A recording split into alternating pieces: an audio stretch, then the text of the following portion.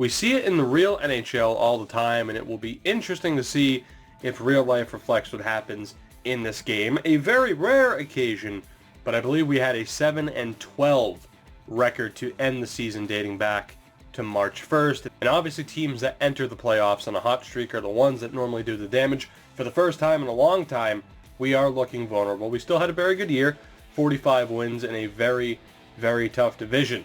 But I do not believe at this point we are entering the playoffs as favorites. Now, as always, we'll take a look at what our team did in this season before taking a look probably at the league overall and then Calgary. But let's just take a look at forwards. We don't need to break it down by position here. A great season for Drouin. Stamkos more than likely would have been our leading scorer had it not been for him missing 11 games. But 52 assists for Drouin is amazing. In third, we have Danton Heinen, who missed 3 games, so stayed a little bit healthier this year than last, 54 points. Austin Matthews only 53, so a similar situation to last year when we could put in Danton Heinen if need be. Decent season for Kajula. I won't name off the rest. Jake Virtanen, though, 65 games, only 26 points. I know for the most part he was a bottom 6 guy for the most part, but still pretty disappointing from him and pretty disappointing from Carlson too. Giving his stats, he has one hell of a shot. He has good passing and puck control. You expect a little bit better from him. Taking a quick look at the defense as well. Chychrun, 50 points, 45 for Carlson. It, of course, drops off a bit from there. McCabe and Tanev, that's the big question. Did we make the wrong choice in getting rid of Puto and Nicolishin? I hope that these two can carry the load here. There were some other guys I was looking at, but I didn't really want to give up one of our, 7 first-round picks, which could end up being a mistake.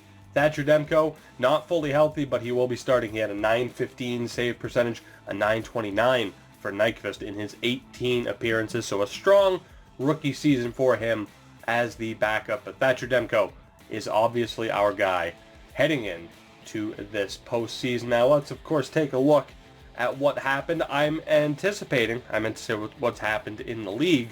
I'm anticipating that there's going to be one player that we traded away that's just going to be amazing. Has to be, right? We saw it last year with Stetcher. Who is it going to be this year? Let's take a look at the goalies. Griffin Outhouse. Adam Werner's up here in terms. Oh my God. Adam Werner is an 88 overall, despite only being a fringe starter, a .933 save percentage, a 5th round pick of ours in 2017. How the hell did he get... I had to do a double take. I can't wait to listen back to my reaction. I had to do a double take. How is he an 88 overall? This game, man. This game is something else. Nyquist is there, but just... There it is. It didn't take too long to find, but we found that one player.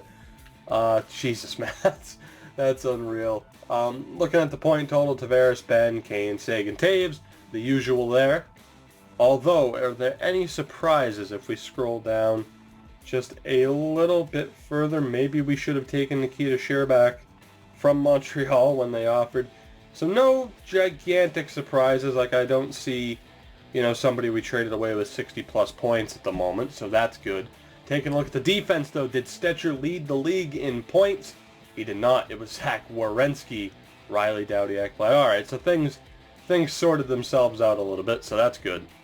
But Adam Werner, man, absolutely unbelievable. And quickly, too, I guess we'll take a look at Boston because I do want to see how Raymakers did this season. 87 overall is not bad. A .924 save percentage. He was the starter over Jake Allen. So not too bad. Glad to see he didn't do too poorly. Taking a look, though, at Calgary as we get into this first round matchup. I am not pronouncing his name. Fuck that. Hopefully he's not the starter, despite him starting more games than Mason McDonald. Both 85 overalls. He is another player that I will be calling the Finn, because that is not happening. I guess we'll take a look at the defense next. Dougie Hamilton, 88. Kylington, 85. Someone I was looking at getting, rather than McCabe and Tanev. I was looking at Kylington, an 85. Grachev, an 86, and we were looking at Seeloff, also an 85. They have Alzner, also an 85, and Michael Matheson, an 86. So a very well-rounded defense for Calgary. And had we not acquired McCabe and Tanev, I don't know for sure if I could say we have the better defense. It falls off a bit with Keith and Wotherspoon, but that is a very well-rounded defense. They don't have the impact defensemen like a Carlson or a Chychrun like we have, but not too bad. Offensively, Tyler Soy in 85, Goodrow in 88, and Nyquist in 87. You imagine that is their top pairing. Not too bad, all with 50-plus points. They have Hunter Shinkaruk there. Actually, we'll take a look position by position here, starting off with the centers in 85, and 85, and 87, and 80, and an 83. I'll be interested to see if Jankowski actually plays, though, only being an 80 overall. But that's a very well-rounded team. There's no denying that. Monahan in 87, a couple of 85s, the 83 there. That's a strong center core. Goodrow in 88, Shinkaruk in 86, Colborne 84, Bouma 84, and DeNicola in 87. Yikes, okay, I'm getting a little bit less confident with each passing moment. Nyquist, Frolik, and Cody Gordon in 84. Calgary has a pretty damn strong team, man. I was not expecting that. They have a strong team. This is not going to be a very easy series unless people underperform. But thankfully, we do get Seth Jones back here before Game 1. Here, of course, is the lineup we are rolling with heading into Game 1. Starting the series, we are going to give Horvat and Castles that third line spot over DeRocher and Jake Virtanen, and we will see how they perform. Thank God we have Seth Jones back. He and Demko are not healthy, and despite my confidence being rattled at reviewing Calgary's lineup, we do have to remember 97 offense, 94 defense, 90 goaltending. We still have a very strong team. Are they strong enough for the three-peat? I don't think so, but this team has proven me wrong more than once, and hopefully they begin that process here in Game 1 on home ice against the Flames. Let's do this. It all begins again, and it starts here with this first period. Let's see what happens, and we are down 1-0. Shinkaruk with the goal late in the first period. Second period, and we tie it. Danton Heinen on the fin. I'm not pronouncing that. It's not happening. But Carl Alsner, of all people, gets a goal, and Calgary enters the third period up 2-1. So a little bit disappointing. We are out shooting them so far, which is good. We have a power play. Can we get it? We can't. Calgary still without a shot. And Jesus Christ. Without a shot for the first 8 minutes of the period. They get two in succession. Nyquist scores. Horvat gets one for us. Shinkaruk gets another one. So every time we get close, they just decide to score again. Jake Virtanen with the well-timed goal. We have a chance, and Danton Heinen. Oh my God, just get to overtime now, please. What a fucking third period. Holy shit. Let's take a deep breath here for a moment. Again, about 8 to 9 minutes without a shot for Calgary in that third period. They get two in a row. Nyquist scores on their 18th shot. Then Shinkaruk scores on, had to have been the 19th or 20th shot, just 3 minutes and 8 seconds later. I mean, we can't forget the Horvat goal, and 31 seconds later Shinkaruk scores, but then two goals in under a minute and a half for Virtanen and Danton Heinen. I'm glad we didn't get rid of Virtanen. He has shown an affinity for getting well-timed goals here late in the playoffs. But let's do this. Overtime in Game 1, and so much for that. It's DeNicola. Son of a bitch. What was that, 43 seconds into overtime. And the Calgary Flames take Game 1 over the Vancouver Canucks. Danton Heinen's 2 goals was enough to earn him the first star of the game. But that is not good, and Seth Jones is immediately re-injured. Son of a bitch. Seth Jones is out. He is a right-handed player, so we are going to have to call somebody up. I believe it's Gilroy. Is he the righty, or is it Peters? It is Gilroy, so Will Gilroy. We thought we were going to avoid having to start him in these playoffs once Seth Jones recovered, and instead he will get the chance again. To be honest, I've already forgotten how long Jones is out for. I don't even know. I'm going to have to look at that again really quick. That just caught me off guard, but that is not good. We are going to roll with Tanev on the second pairing We have changed up the forward core for the next game, though. Castles, Horvat, and now Virtanen. We're going to drop Joensuu all the way to the fourth line with DeRocher and Carlson. I'm just going to go best lines for the AHL because I really don't care. I don't care to edit it right now. I'm pretty sure they're not making the playoffs anyway, so it's not that big of a deal. But moving on to Game 2 after a pretty devastating loss in that first game. We really need to rebound here. I still didn't look to see how long Seth Jones is out for. Hopefully not too long. But regardless, all attention on Game 2 here. First period, and we strike back in a perfect way. Danton Heinen and DeRocher with the goals. 11 shots apiece, but we're getting it done so far. A lot of hockey yet to be played, though. Second period, and now I can comfortably say this game is over. Cole Castles, Austin Matthews, Jonathan Drouin, Soy gets one back on Demko, and then Tanev gets a goal on McDonald. Wow, I was not expecting that. I did say we needed to bounce back. I was not expecting, at the very least, a 6-goal performance from this team. Unbelievable. We show up. Jake Virtanen gets another one back. Travis Soy, or was it Tyler Soy? I can never remember. That's the second time I've confused it, as we've played Calgary twice in the playoffs in recent memory. But that will do it. It is a 7-2 final, a 4-goal second period. Cole Castles earns himself the first star of the game. And again, that was a pleasant surprise, a very pleasant surprise. Now let's move on to the scouting here. I did take the advice, as we have started to scout the CHL at the end of the season.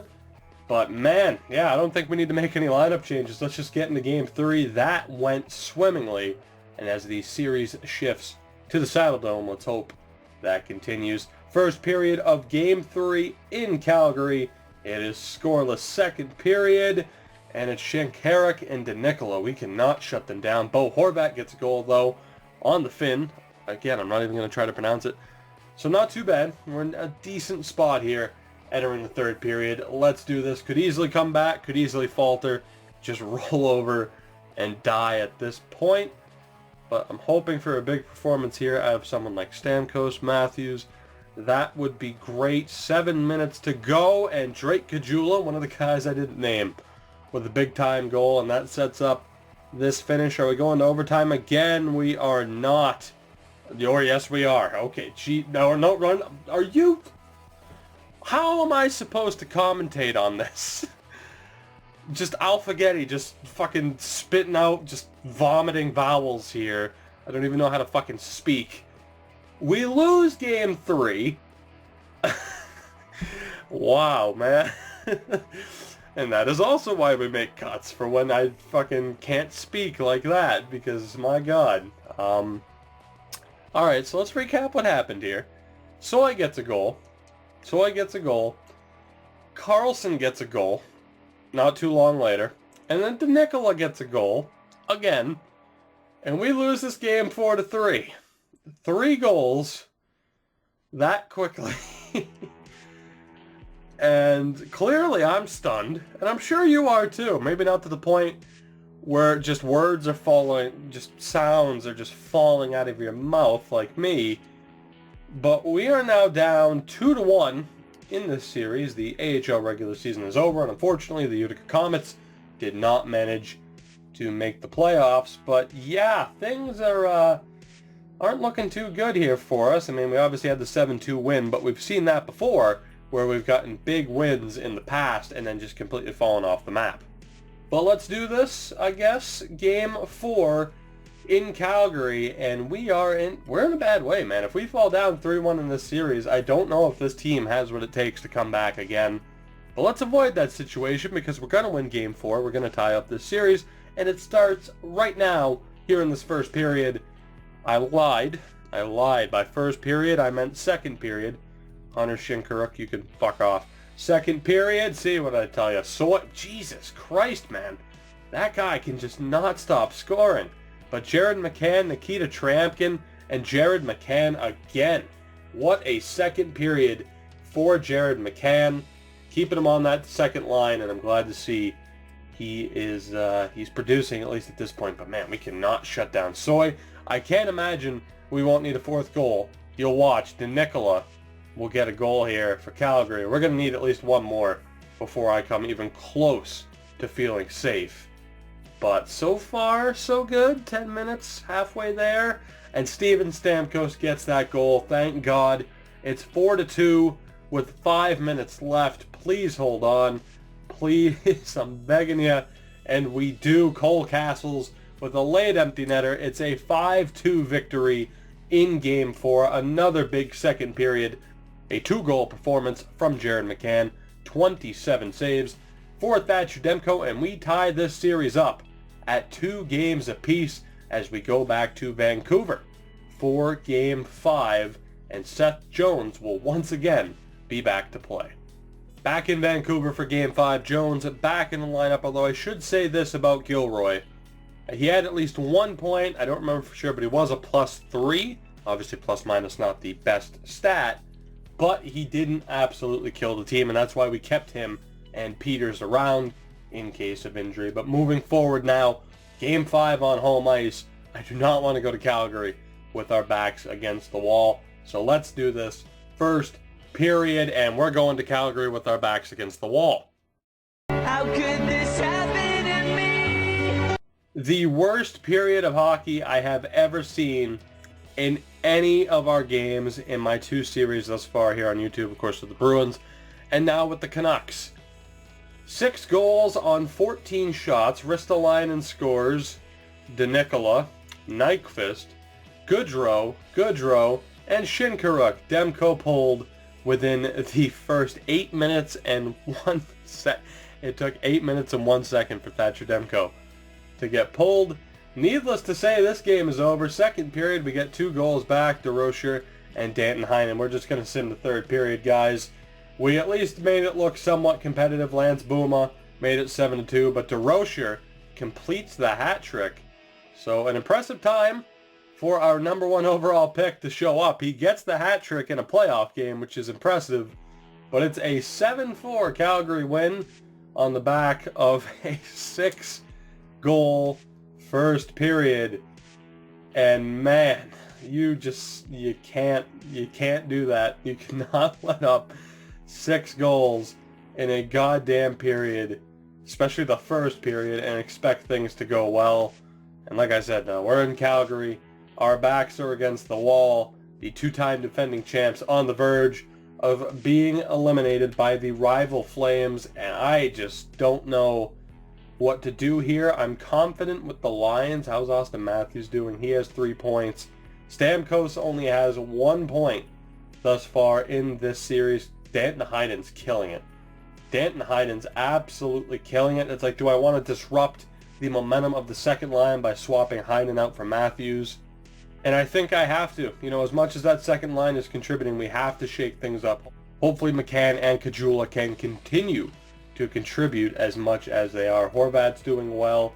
Virtanen's doing well. Obviously, DeRocher doing pretty well. We're going to leave things the way they are from there defensively. Chychrun and Carlson struggling a bit. Tramkin, Jones, not too bad. But, I mean, the question is Thatcher Demko. Like, can we really turn on a 2-time Cup winner and a Conn Smythe winner? He has an .862 save percentage. Oh, I got no choice, guys. I got no choice. Like, I know what Demko's done for us, and I know Nyquist's save percentage isn't much better. But bottom line, our struggles right now are solely on the fact that Thatcher Demko just isn't himself. An .862 save percentage is brutal.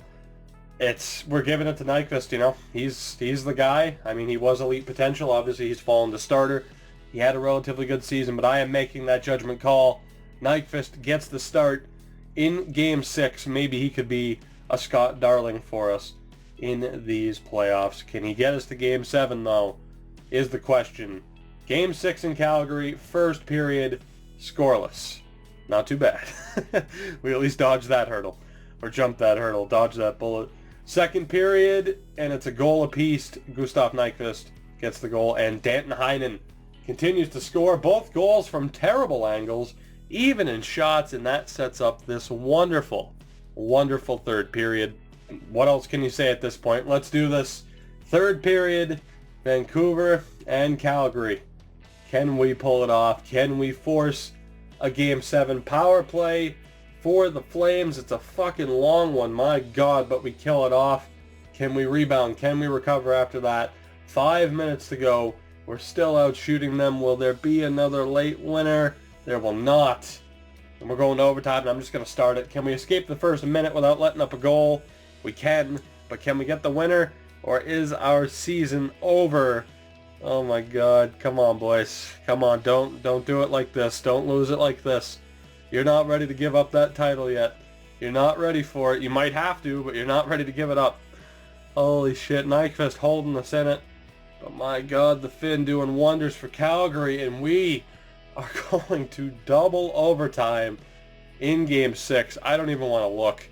I don't even want to look, but let's hit the button here. And Nikita Trampkin, 52 seconds in to double overtime, gets the goal. Nyquist stands on his fucking head. 35 of 36 saves. I'm sorry. I know the Finn did a wonderful job for Calgary. Nyquist deserves that first star. And we are heading back to Vancouver for Game 7. Allow me to catch my breath. Here you go. See, no jump cuts. We're good. So let me catch my breath. Maybe try to suppress this burp that keeps coming on. And we are good.